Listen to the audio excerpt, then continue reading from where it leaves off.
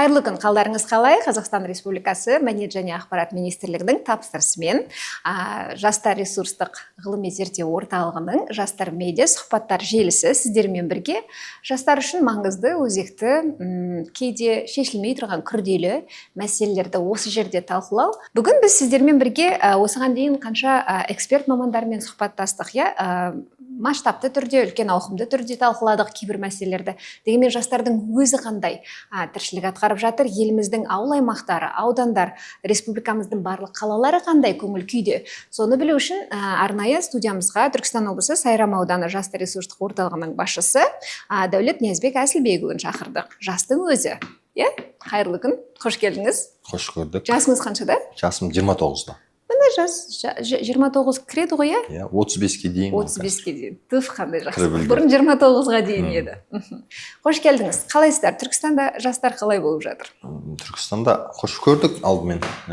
Түркістанда жастар жақсы, белсенді, өзінің жаңағы саласы бойынша жұмыс жасағысы келеді, жаңағыдай барынша көбірек елге өзіне пайдасын тигізгісі келіп жатады.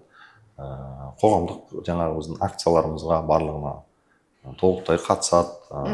Өздерінің күнін бізде бұрын мынандай болатын, бір күн таңнан кешке дейін қоғамдық шарада жүрсек, ертесі күні жаңағы үйдің жұмысына барамыз, үшінші күні өзіміздің жұмысымызды жасаймыз болса, қазіргі жастарда байқалатын нәрсе күнін бөліп қойғанда, бүгін мен мынанша уақытын қоғамдық жұмысқа. Тайм менеджмент. Түф, зумерлердің көбісі сондай ма деді? Зумерлер сондай. Бүгін мен мына жұмысқа мына уақытымды бөлем. Бірақ менің уақытымды, осы қойған уақытымды біреу ұрлап алуға жол бермеймін соған. Сондай бағыт ұстанамын. Неге? Себебі бір рет бұзылса, жаңағы сіз айтып өткен тайм менеджментте бір рет бұзылатын болса, ол бір ай, 2 айдың графигін бұзып жібереді. Олар соны жақсы меңгерген. Бизнес шешім? Бизнес шешім. Қазір бізді қуантатын да сол. Негізі көпшілік зумерлерден мәселе іздейді. Бірақ зумерлерді қазір біз қабылдай алмай жатырық деп қарасақ, олардың жаңағы өздерінің қасиеттерінен біз алдағы уақытта сапалы бір келісімге келетін қоғамды қалыптастыруға олардың потенциалы өте күшті. Негізінен сол ракурстан қарай білсек, зумерлердің потенциалын көп жерге пайдалануға болады. Олар еліне қызмет жасағысы келеді, еліне мынандай зумерлер келіп сұрап жатады. Не жасасақ болады? Біз не істейік? Біз қалай жасайық деп та. Содан кейін бізде мысалға мен өзімде негізі қалай айтсам болады, зумерлердің поколениясы өзі сол 96 жылдан басталады. Бірен-саран болып та, мен де сол 96 жылдан өмірге келдім ғой енді.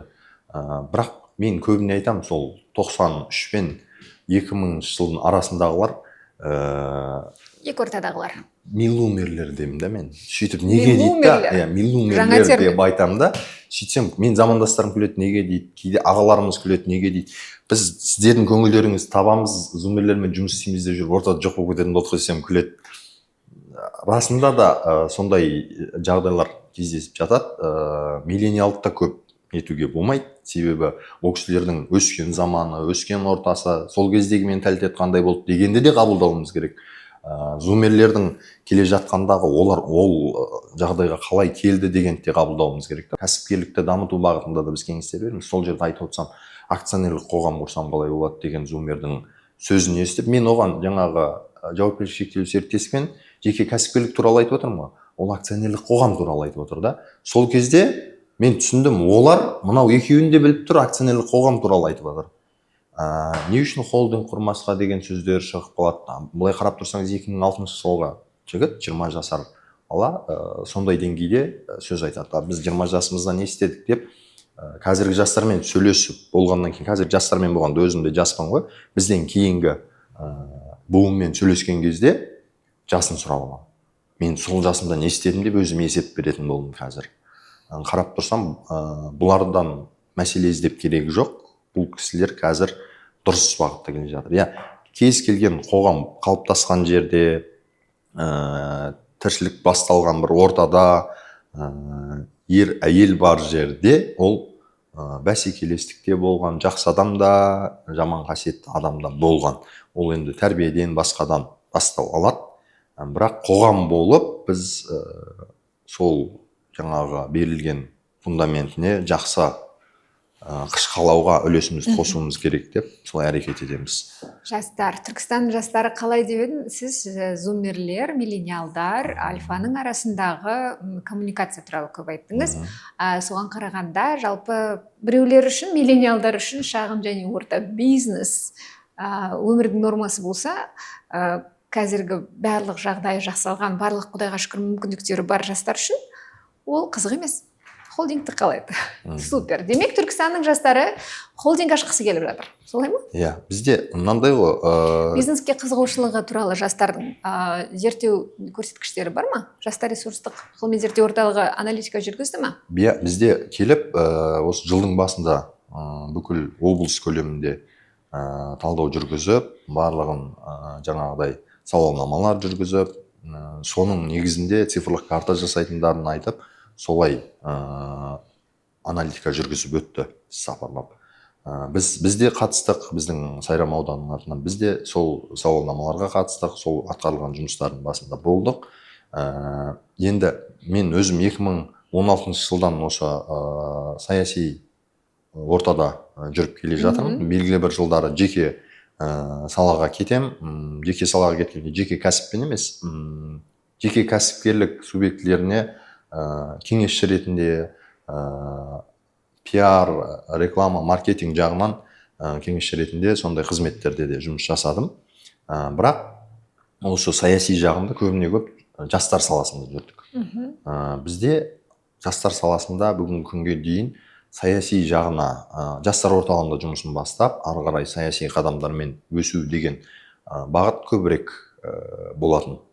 Университеттердің де оқу орындарының да өзін-өзі басқару ұйымдарынан шығып жастар орталығына бару, жастар орталығынан ары қарай мемлекеттік қызметке кету деген амбиция басым тұғын.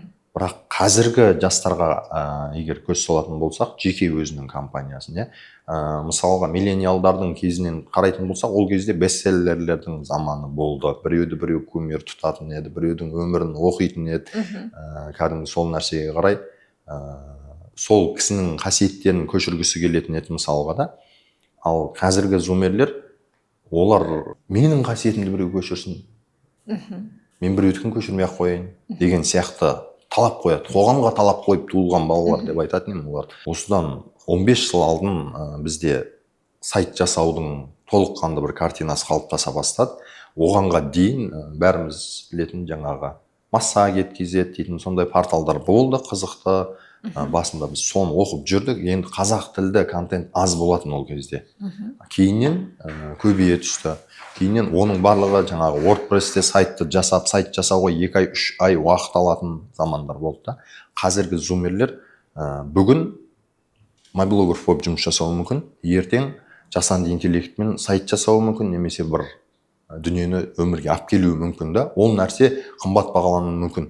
Хиггсфилдтың несінен алсақ болады мысалға, бірақ оны жалғыз юникорнымыз сол деп қазір айтып отыр ғой енді. Бірақ мемлекет басшысы ондай компаниялардың көбеюі үшін цифрландыру қолдау орталығын құрып, цифрлы жасанды интеллект министрлігін құрып, сондай жұмыстар атқарылып жатыр. Бізде ол нәрселердің қалай атқарылып жатқанын осы оқу семинарымызда да көрдік, танысып білдік. Ол бізде қазір Түркістан облысында жүрміз ғой енді, барынша сол төңіректен қараймыз. Шымкент қаласында, Түркістан облысында біздің көп байқайтынымыз жасанды интеллектіні барынша кеңірек пайдаланатын жастар. Олар сол арқылы бір өнім жасағысы келеді. Ол нәрсе арқылы экономиканы көтергісі де келеді, өзіне пайда тапқысы да келеді. Сол жасанды интеллектпен қазіргі мына туризм саласы бар ғой, сол салада көбірек дамытқысы келеді. Келеңсіздіктерге тап болатын жағдайларда кездесіп жатады. Ол нәрсемен қазір енді сол жаңағы ресми компания тіркеу бағыты қолға алынып жатыр. Біз қазір сол туристік бағыттағы жұмыс жасайтын жастарға біздің айтатымыз, өздеріңіздің лицензияларыңызды, сертификаттарыңызды түгендеп алыңыздар. Бірақ ол жеке адамға берілмейді. Ол үшін сіз компания құрасыз, компания құрғаннан кейін салық төлейсіз. Егер солай жұмыс жасасаңыз, сізде бір қашып қорқып жүретін нәрсе болмайды. Ертең ресми компания тіркемегеннен кейін кез келген уақытта сізден сұрап қалатын жауапкершіліктердің бағытына жауап беруіңіз керек болады. Заңға сай болу керек. Заңға сай болу керек деген нәрселерді түсіндіреміз. Одан кейін жаңағы IT компаниялар, олар кеше ғана бастаса да бүгін үлкен өздерін IT компания ретінде көре алады. Бізде қандай болды, қазір мынандай нарыққа шығу қайдам деген сондай түсінік болатын. Ал қазір жасай алады, жасау мүмкіндігі жоғары, әлемдік биржадан ақша табатын роботтарды да жасап жатыр кейбір жастар Қазақстанда да. Олар негізінен әлемдік бизнесте дұрыс істеп, дұрыс әрекет ретінде танылып кеткен дүниелер да. Бұлар жасап жатады, бір шетінен қорқып жатады. Жасап отқаным дұрыс па, қате ма? Мен біреудің қаржысына кіріп отқан жоқпын ба, дұрыс жасап жатырмын ба деген түсінікте отырады. Одан кейін әлеуметтік желілерде енді сол жерде көп мәселе орын алып жатады. Себебі жақсы хабардың тарауынан жаман хабардың тарауы көбірек жылдамырақ жүзеге асады да. Жастар ресурстық ғылыми зерттеу орталығы көп жағдайда негізгі жұмыс бағыты аналитика, зерттеу, нақты цифрлар. Дәл осы кезде біздің көрермендерге цифр бере аласыз ба, ақпарат, статистика бере аласыз ба? Мысалы, дәл сол сіз басқарып отырған сайрамда қанша жастың тарапынан бизнес тіркелді, қанша жастың тарапынан стартап жүзеге аса бастады. Қандай Түркістанда, сайрамда жақсылық болып жатыр? Сіз айтыңыз, сіз таратыңыз, бастаңыз. Бізде қазір мен өзімнің ауданымнан айтылатын статистика, ол серпін жобасы аясында жұмысқа тұрып жатқан, оқуға кетіп жатқан солтүстікке. Ол оңтүстіктен солтүстікке, солтүстіктен оңтүстікке адамдардың ауысуы. Ауысуы. Сол қанша жас кетті? 1300-дей жас оқуға түскен. 26-да ма? 25-те? 25-те. Одан жұмыспен қамту, жаңағы жастар практикасымен, жаңағыдай қоғамдықпен жұмысқа кіріп жатқанда жастарымыз бар. Яғни жастардың жұмыспен қамтылуы серпін бағдарламасы арқылы жүзеге асып жатыр. Серпін бағдарламасы арқылы солтүстікке кетуі, жұмыспен қамтылуы біздегі бітірген жастардың құрамынан болып жатыр да. Біздің аудан ол көп этностардың шоғырланған, сондай бір ынтымақ үйлескен аудандардың бірі. Ол жерде бізде көбіне көп жұмыс алдымен басталады. Одан кейін ол тіркеледі. Қазіргі таңда біз соның барлығының ресми тіркелуіне жұмыс жасап жатырмыз. Мына нәрсені айта аламын. Мен барған ауданда 6 колледж бар. Сол колледждердің бірін аралап жүрген кезде кәдімгі жеңіл квадроцикл түріндегі көліктің макетін көрдім да. Мынау жүре ма десем, жүреді. Қозғала ма десем, қозғалады дейді. Өздері жаңағы колледждің жастары жасап шыққан. Барынша оқытылатын мамандықтар, ол жерде ауыл шаруашылық техникалары, ауыл шаруашылығындағы инженерия, энергетика саласы мысалы да, сондай бағыттар көбірек оқытылады. Енді сол 6 колледжбен біз алдағы уақытта жұмыс жасау арқылы осы жасанды интеллект негіздерін оқытсақ деп отырмыз да. Сол арқылы мынандай ғой, енді ол бір адамның толыққанды өнім жасап кетуі сол адамның өзіне байланысты да. Бірақ біз алғашқы құралдарды берумен айналысамыз. Мынандай платформада сен тегін оқи аласың, мынандай платформада тегін білім аласың, ертең оны тіркеу үшін мынандай жерде жұмыс жасап, осы нәрсені осылай тіркеп, осындай деңгейге жеткізе алатыны туралы. Ол қалай? Мысалға, кеше ғылыми бізде зерттеу семинар оқу тренинг болып өтті, жастар орталығы, жастар несінен? Ресурстық орталығы. Ғылыми жастар зерттеу орталығынан да Гүлсхан Сайфуллин қызы тарапынан ұйымдастырылды. Біз сол нәрсеге қатыстық. Ол жерде Балия Кенжеболатовна мен Әлия Оспанова ханымдар алғашқы күнгі цифрландыруға қатысты. Цифрландыру саласында жасалып жатқан елдегі ол нәрсені бақылауда дұрыс ұстау және ол нәрсеге дұрыс қолдау жасау бағытында сондай мүмкіндіктердің бар екенін біз біліп бара жатырмыз өңірімізге. Өңірімізге барғаннан кейін бармай жатып та мен қазір сөйлесіп үлгеріп жатырмын жаңағы IT саласында жүрген жастармен. Мынандай мүмкіндіктер бар екен. Егер мемлекетке пайдасы тиетін мынандай өнім жасасаңыздар, немесе адамдардың қандай да бір ақпаратымен жұмыс жасайтын өнім жасасаңыздар, ол кәсіпте болсын, ол үкіметте болсын, ол нәрсеге рұқсат беретін, ол нәрсеге қолдау көрсететін орынның бар екені. бізде айтуы мүмкін, ол нәрсеге не үшін рұқсат бермейді, неге мына жақта компания тіркелді деп. Ол мәселе төңірегінде де біз ашық диалог алаңын қалыптастыра алдық. Себебі біз тест жасау режимінде біздегі жаңағы жасанды интеллект IT стартаптардың төңірегінде жастармен жұмыс жасап жүрмін қазіргі таңда да. Олар Кипрдегі бір серверге орнатып жасап көреді. Монакодағыға жасап көреді, Швейцариядағыға жасап көреді. Айтып отырған аймақтар бір офшорлық аймақтар. Ол аймақтарға не үшін серверлер көбірек орнатылады? Дубайға, мысалы Гонконгқа не үшін көбірек серверлер жасалады? Себебі қаржы көп. Содан кейін де жасалады да. Бірақ бізде өзіміздің жаңағы Қазтек облакамыз барлығы, базаларымыз бар. Алдағы уақытта жаңағы Экібастұздан да салынып жатқан жаңағы біздің база серверлік бүкілін жаңағы ұстап тұратын KZLM жобалары туралы айтылды да. Бізге дұрыс болушы еді сол базаларға орнатып жұмыс жасағанымыз деп жүргенде толыққанды тікелей мүмкіндік бар екенінен хабар алдық. Енді мен оны өңірге барып, оны жастарға жеткіземін. Олардың қорқатыны сол, мен бүгін бір өнім жасаймын, ертең ол өнімді мен шетелдік серверге орнатсам, осы жақтағы азаматтардың ақпараты сол серверге кетіп қалады ғой. Бірақ қолында жасап қойған дайын прототип бар. Бірнеше өнім жасап қойған, бірақ ол нәрсені шығаруға бір андай қылмыстық жауапкершіліктен гөрі өзінің елінің ақпаратының шетелге кеткенінен қашып отырған жағдайы бар да. Ол нәрсе қатты қуантады. Ол жастарға беріліп жатқан дұрыс тәрбиенің арқасындағы шыққан бір патриоттық өзінің ойынан деп білем да. Егер ол қате ойланса, ақша үшін жасай жіберуі мүмкін мәселелер көп қой мысалы. Бірақ сондай бағытта ойланғанның арқасында біздің мына жаққа оқу семинар тренингке келу арқылы цифрлық қолдау орталығымен танысып, алдағы уақытта сол кісілермен бірігіп жұмыс жасау бағытына мүмкіндіктің ашылғаны, ол ойлаймын керемет дүние. Неге? Себебі мынау жасанды интеллект біздің өмірімізге кіріп қойды. Ол нәрседен біз дұрыс емес деп қашуымыз, қажет емес деп кетуіміз, осыдан 1,5 жыл бұрын алғаш видео жасау келген кезде біздегі қоғам хайп жасап, өзіне жаңағы оқырмандар санын көбейтіп алу мақсатында неше түрлі дүниелерді шығара бастаған тұғын. Бүгін ол нәрседен өтіп дұрыс заманға келдік та. Одан кейін курс сату көбейіп кеткен еді. Қазір ол да бәсеңде. Жасанды интеллектті игеру туралы курстардың сатылғанын айтасыз ба? Жоқ, жасанды интеллектке дейінгі 10 күндік оқып алған психологтар, 10 күндік оқып алған маркетологтар көбейіп кеткен еді. Қазір ол нәрселерден өткеннен кейін біз сапаға келдік қой. Кімде сапа бар, сонымен жұмыс жасайтын. Жасанды интеллектте де біз бір этаптан өттік, енді сапаға қалыптасатын этапқа келдік. Бұл кезеңде біздің мемлекетімізде суперкомпьютерлер алғашқылардың бірі болып қолға алынып отыр. Орта Азияда теңдесі жоқ жаңағы мүмкіндіктер жаратылып отыр.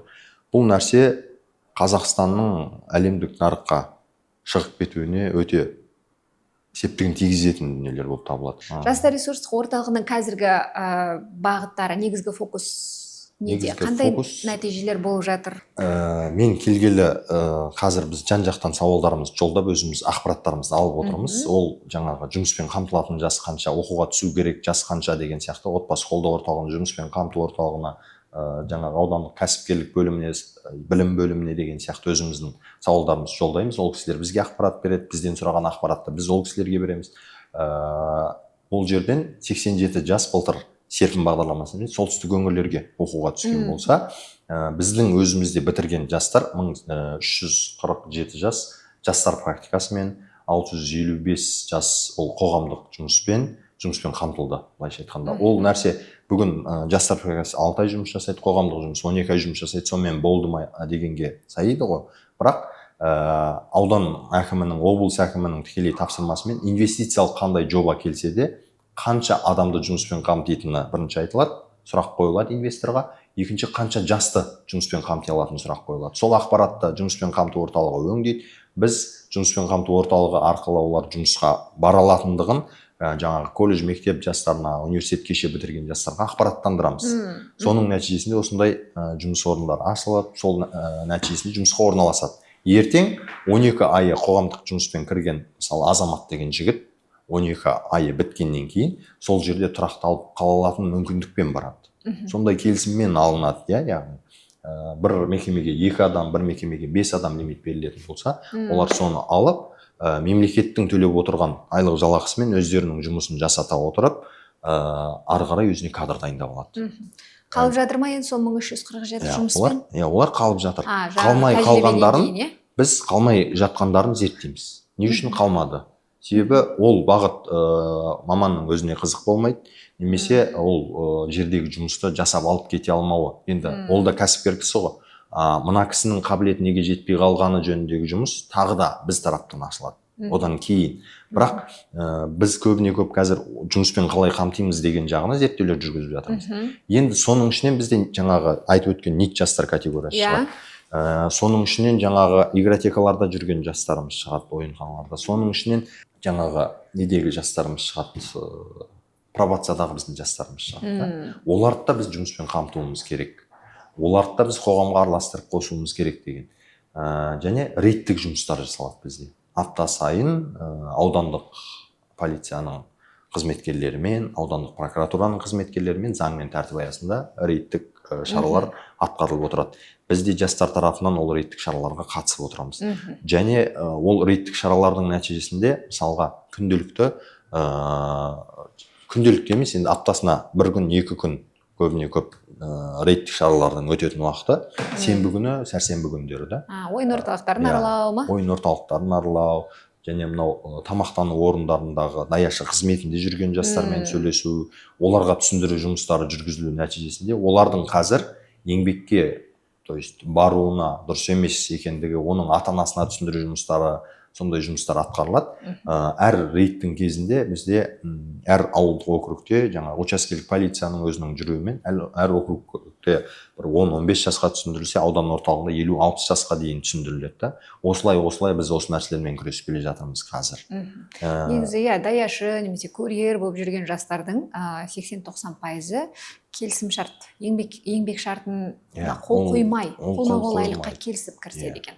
Ол нәрсе енді... Бұл түсіндіріледі ме? Айтылады ма? Бұл нәрсе айтылады. Бұл нәрседен мен кейде көрем да, мүмкін енді мен ойлаймын, заңға 16 жастан бастап белгілі бір шеңберін беріп, күніне сен 3 сағат, 4 сағат қосымша жұмыс жасай аласың деп мүмкін енгізуіміз керек шығар. Мен әзірге білмеймін. Себебі біз бермесек те ол жастар жұмыс жасап жатыр сол уақытта. Біз сол нәрсемен күресіп жатырмыз. Ал егер мүмкіндік заңды түрде беретін болсақ, біз білеміз, біздің ауданда 100 жас өзіне керек жаңағы патент деп айтамыз, патентін алды, бір апта осындай жұмыс жасауға, мысалы бір ай жасауға деген сияқты да. Бүгін таңғы сағат 9-дан ол сағат 1-ге дейін сабағында болды, сабақтан кейін түскі асын ішіп болып, ол сағат 3-тен бастап кешкі 6-ға дейін мына жерде осындай жұмыс жасады. Себебі ол бәрібір жасап жатыр да ол жұмысты. Мүмкін осылайынан өтуіміз керек шығар деген шешімдерді біз ойлаймыз, бірақ ол заң бойынша қалай екенін мүмкін алдағы уақытта осыны нұсқау енгізіп жатармыз. Мүмкін ол шаш қысқартумен айналысса, барды, шаштаразға барып, шаш қысқартуды үйреніп соны айналысты. Ол қиын жұмыс емес негізі. Бірақ сол нәрсемен айналысқаны қалай болар еді деген ойлар болады да бізде. Қазір мысалы нит жастар санаты бойынша зерттеу жүргізу барысында айына 1 миллион теңге табыс табатында нит жас шығып жатады. 1 миллион теңге кредитте жатқан нит жаста көрініс тауып жатады. Оның барлығы бір нит санатына кіреді, себебі ол ресми түрде еш жерге тіркелмеген. Бұндай жастардың саны бір айдың ішінде бізге белгілісі 25-30 көлемінде белгілі болып жатады. Сайрамнан, жалпы статистиканы жүргізген кезде ол 10 мыңға дейін көтеріліп, одан төмен түскен негіз. 212-ге дейін үстіміздегі төмен түсірілген. Жұмыспен қамтылғаны бар, ресми компаниясының тіркелгені бар, солай да. Бізде өңірде жастардың көбірек айналысатын бағыты мал шаруашылығы. Ауыл шаруашылығы. Сол бағытта егін мал шаруашылығында көбірек жұмыс жасайды. Ол жаңағы жылыжайларда жұмыс жасайды, ол жаңағы үйінде етті сүтті бағыттағы мал өнімдерімен айналысады, құс шаруашылығымен айналысады, үйінде жем-шөбін жеп өзі өсіп жатыр. Айталық, біреуі 10 сиыр бағып отыр. Оны сойып етке өткізіп отыр деген сияқты да. Ол 1 рет, 2 рет өткізгеннен кейін оның алдынан жаңағы салықтық мүмкіндіктер қалай болады, салықтық шегерімдер қалай болады, ол нәрсені қалай жасау керек. Сол нәрсе бойынша біз түсіндіру жұмысын кәсіпке баулу бағытында түсіндіреміз. Оған жаңағы аудандық кәсіпкерлік бөлімімен жұмыс жасалады. Солай біз 10-20 жасқа аптасына үлгергенімізше жұмыс жасаймыз. Себебі айтып отырмын жаңа рейдтік шарамыз болған кезде біз аз бағытта түсіндірсек, рейдтік шараның кезінде есесіне біз кешкі уақытта жүрмеу. Рейд барысында кейде 2-3 жас анықталып жатады. Бұрын ол көрсеткіш көп болған. 15-20 жас бір игротеканың ішіне кіріп бір-бірімен жаңағы серверде ойын ойнап отыратыны да. Енді біз ол нәрсені қазір қысқартып жатырмыз ғой, бірақ олардың потенциалында жаңа технологияны игеру бар. Біздің жаңағы 2-3 жастың шығуы, ол нәрсе қалыпты нәрсе. Бірақ ата-анасына бірінші ескерту беріліп, екінші айыппұл салынғаннан кейін ол нәрсенің көлемі қазір азайып келіп жатыр. Енді біздің қазіргі атқарып жатқан жұмысымыз аудан орталығындағы орналасқан 10-нан астам жаңағы ойынханалардағы кәсіп иелерімен сіздер келген кезде құжатын сұраңыздар. Төл құжатын сұрамай кіргізу, ол енді қазір аудандық прокуратура мен аудандық полиция тарапынан ескерту ретінде беріліп жатыр. Себебі неге кәсіпкер кіргізіп қойып жатыр ғой ойын ойнауға. Енді ол сағат 9-да кіргізуі мүмкін, ол сағат 12-ге дейін ойнауы мүмкін да. Ол 9-да кіргіздім деп айтады, бірақ сағат 10-да енді біздің түсіндіріп отқанымыз сағат 10-да жас аралық ерекшеліктерін сұраңыздар. Егер жаңағы 18-ге толмаған, қасында немесе жаңағы үйінен ағасы немесе ата-анасы қараушысы жоқ па, онда үйіне шығарып салыңыздар. Себебі ертең заң алдындағы жауапкершілік сізге де тиеді деп бұл кісілерге де түсіндіріп жатырмыз да. Ол жерден шыққаннан кейін немесе сол жердің өзінде ерегіс туындаса, жауапкершілік арқалап кететін тұлғалар көп болады. Көпке зиян тиеді, қоғамға зиян тиеді. Әрбірден соң сол баланың өміріне балта шабылып та кетуі мүмкін да. Ол заң алдында жауапкершілікке тартылуы мүмкін, немесе ата-анасы тартылуы мүмкін, немесе денсаулығына зиян келуі мүмкін. Сол нәрсенің алдын алу бағытында жұмыстар жасалып жатыр. Ол рейдтік шаралардың аясында жаңағы 2-3 жас анықталады, одан көп анықталмайды қазір. Былай 20-30 жасқа дейін деген статистика қазір жоқ. Ол да бізді қуантады. НИИТ жастармен жұмыс жасау бағытында да сол 10 жасқа, кейде 15 жасқа біз түсіндіру жұмысын жүргізіп отырамыз аптасына. Одан кейін бізде талантты жастар бөлімі деген бар. Ол бөлім арқылы біз жаңағы жастардың таланттарын дұрыс пайдалану бағытында. Ол әнші, ол биші, ол қолөнерші болуы мүмкін да. Суретті жақсы салады, біреу жаңағыдай домбырада жақсы ойнайды да, мысалы. Сол бағыттарда да енді биылғы жылға алып отырған біздің мақсатымыз әр ауылдан 10 домбырашыны шығарып, 10 гитарашыны шығарып, 10 бишіні шығарып, 10-10-нан алайық деп біз қазір сондай мақсат қойып отырмыз да. Әрқайсының сол нәрсеге несі бар, талабы бар. Біздің қолымыздан келетін нәрсе, бізде музыка жазу студиясы бар. Сол жерге келіңіздер. Сол жерде өзіңіздің енді начинающийдан профессионализмге дейін ғой негізі. Өнер қай кезде өнбей қалады, сол бастапқы деңгейде қалып қойған кезде қалып қояды да. Біз соған жәрдем бергіміз келеді. Бізде сахна бар, бізде жаңағы зал бар, бізде колонка бар сізге керек. Жинаңыз жастарды, сөйтіп сол жерде біз жинап берейік, сізді жарнама жасап берейік, сіз келіңіз деген сияқты мүмкіндіктерін ашу бағытында әр ауылды жеке аралайын деп жатырмыз. 11 ауыл 42 елді мекен болса, сол 11 ауыл орталығын аралап отырып, барлығымен бұқаралық спортқа тартып жүгіру ұйымдастыру, кемі 50 жас жүгіруін шақырайын деп жатырмыз да. Солай сол шараның аясында біз сенбілігімізді жасаймыз. Сол шараның аясында қоқысты дұрыс тастау мәдениетін. Негізі қоқыс, мысалы біз қоқыс жинауды үйретеміз ғой қазір. Мысалы жапондардан біз бүйтіп қарайтын болсақ, қоқысты дұрыс тастау мәдениеті бар екен. Сол бағытта жұмыс жасағымыз келіп отыр қазір. Ағаш егу және сол шаралар біткеннен кейін талантты жастарды ортаға шығарып. Жалпы бәрін біріктіріп отырып, сондай тур жасайын деп жатырмыз да, роуд-шоу ретінде өзіміздің ауданда. Облысында қазір қойып отырған мәселесі сондай болып отыр. Себебі олармен бірігіп жұмыс жасау, жаңа сіз айтып отырсыз, нақты цифралармен деп. Ол нақты цифраларға солай бөлінеді. Себебі біз ең кемінде деген жас деңгейін қоя аламыз. Мысалы, ең кемінде 50 жас қатысу керек деген сияқты да. Сол кезде ақпараттық тұрғыда жетеді. Мысалы, бір ауылдан 50 жас келсе, сол ауылдағы жастар бір-бірін таниды. Содан көріп, келесінде қатысқысы келеді. Келесінде ол да сол шарада болғысы келеді. жаңағы жерге біз қалай қызықтырамыз дегенде сол өзінің ауылының талантты жасымен өздерін қызықтырсақ қана сол қызық болады. Біз мысалы мега жұлдыз шақыруымыз мүмкін, бірақ жақсы. Сонымен енді бізде бұйырса үлкен саяси трансформациялық кезеңнен өттік. Қазақстан Республикасының референдумға сәйкес конституциясы қабылдады. Бұдан кейін де біліп тұрсыз, өзіңіз жақсы, енді политтехнологтардың барлығы біледі. Жаз мезгілінде саяси белсенді уақыт болады. Және ең бір үлкен маңызды дүние ол каникул. Студенттер каникулға шығады, сәйкесінше жұмыс іздейтін, келісім шартшы жұмысқа тұратын жастар көп болады. Осыған қандай жоспар, қандай бағыттар, қандай нақты қадамдар? Бізде соған мамыр айындағы графиктерді қазір оқу орындарына қойып отырмыз. Мектептерімізге, жаңағы айтып өткен 6 колледжімізге. 6 колледжде біздің ауданнан тыс, аудандардан келіп, біздің ауданға келіп оқитын да студенттер бар. Бірақ олар 9 ай бойы біздің ауданның жасы ғой. Сол үшін біз оларға түсіндіру жұмыстарын жүргізіп жатырмыз да. Және олардың қаншасы қай ауданнан келді, қай аймақтан келді деген статистикасын жүргізіп жатырмыз. Себебі мен әр аудандағы әріптестеріммен жұмыс жасауым керек та. Сіздің ауданнан, Бәйдібек би ауданынан менде 5 студент бар екен. Оларға біз мынандай түсіндіру жұмысын жүргіздік. Барғаннан кейін ақпараттық данные мынандай номерлеріне хабарласып отырып осындай түсіндіру жұмысын сіздер де бір жүргізсеңіздер екен деген да. Себебі ол жаққа барып бір жерде жұмыс жасауы мүмкін ғой. Ертең заң алдында жауапкершілік бар екенін солай түсіндіріп жатырмыз. Әр мектепке, колледжге барғанда ол ақпарат міндетті түрде айтылады. Әр мектеп, колледжде бізде жиналатын жас залының ауқымына қарай енді 150 мен 400 жас аралығында жиын өткізіліп отырады. Аптасына 3 рет, 4 рет бізде мектептерде кездесу. Жалпы алғанда жастар дайын дейсіз ғой? Жастар дайын. Бірақ жастардың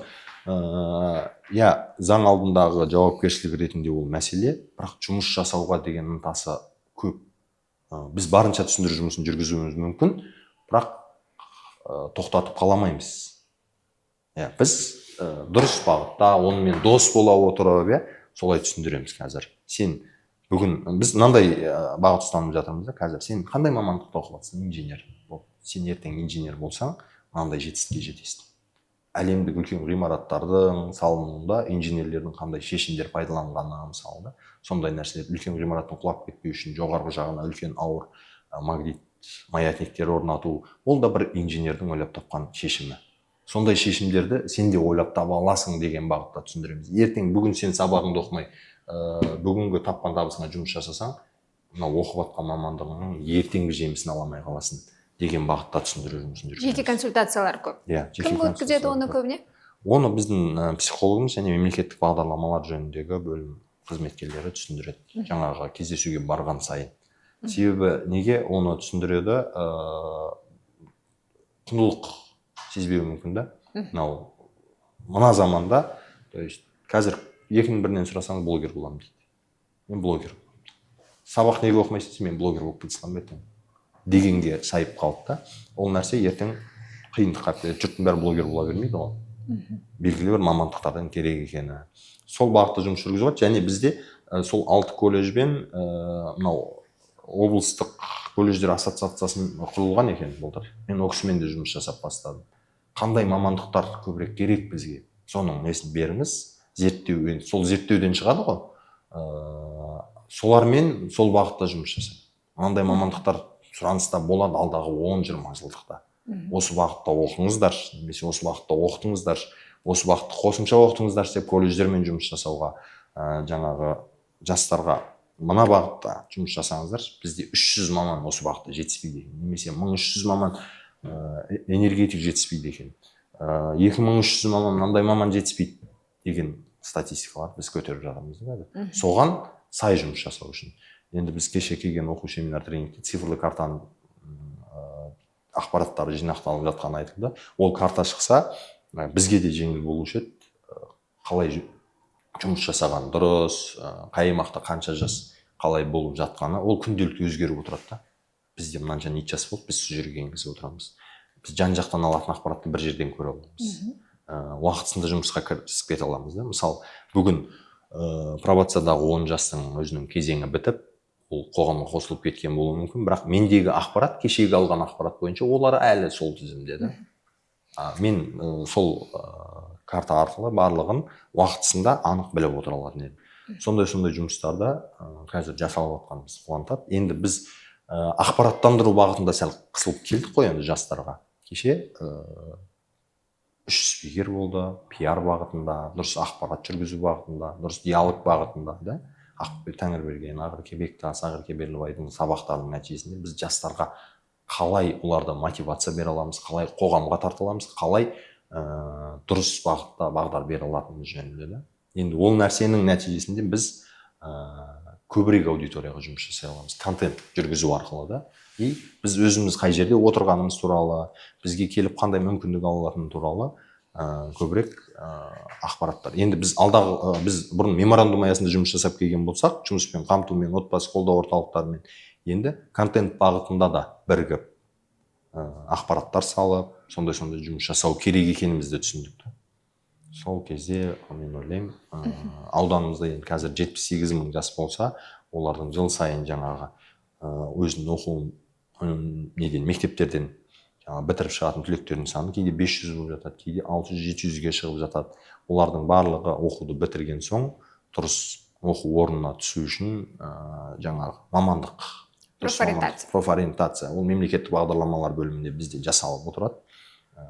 Қай мамандық? Бірінші біз сұраймыз, әр мектепке барған кезде 11-ші сыныптарға, 10-ші сыныптарға өтілетін бағыт бізде. Сынып-сыныпқа бөліп сұраймыз кейде, қандай мамандықтардың тізімін беріп, осылардың қайсысы қызықтырады, немесе сіздер өздеріңіз тараптан қандай мамандықтар сіздерді қызықтырады деп. Олардың айтуы бойынша жаңағы мамандықтарын қарап, сол бағытта қай оқу орындар, жаңағы Серпінмен келетіні бар, одан бөлек қаладан келетіні бар, Шымкенттен, жаңағы Түркістан облысынан өзіміздің оқу орындар, Алматыдан, Астанадан баратын оқу орындарға өкілдері барады ғой. Сол өкілдерінен алынған ақпаратта қай оқу орнына тапсырғаны дұрыс, қай жерде қай балмен грантқа түсіп кете алады, сондай мүмкіндіктерін таразылап береміз. Сол бағытта жұмыстар жасалып жатыр. Дұрыс болған екен, барлық жұмыстарыңызға сәттілік тілейміз. Ең бастысы жастардың ресурсына арналған ғылыми зерттеу орталық болғаннан кейін нақты мақсат қойып, олардың нәтижесіне бақылау ұстап, аналитика болғаны жақсы. Рахмет айтамыз сізге, Түркістанның жастарына сәлем.